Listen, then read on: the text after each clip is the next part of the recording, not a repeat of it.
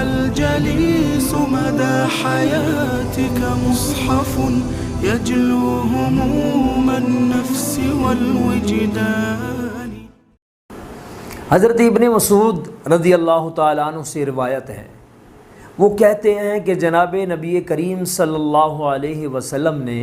عاشوراء یعنی 10 محرم الحرام کے فضائل کا ذکر کرتے ہوئے ارشاد فرمایا کہ جو شخص یعنی جو میرا امتی 10 محرم الحرام کو اپنے اہل و عیال پر، اپنے گھر والوں پر، اپنی فیملی پر، اپنے خاندان پر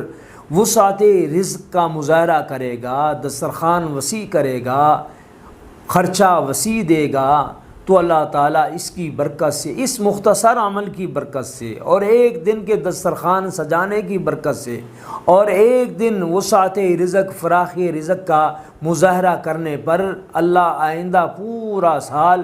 اس کے رزق میں برکت، اس کے رزق میں وسعت، اس کے رزق میں فراخی اور اس کے رزق میں کشادگی عطا فرمائیں گے۔ اللہ تعالیٰ ہمیں اس کی توفیق عطا فرمائے اور اس کی برکت سے اللہ تعالیٰ ہمارے رزق میں وسعتیں، فراخیاں اور کشادگیاں عطا فرمائے۔ تمام دوست و احباب اس عمل پر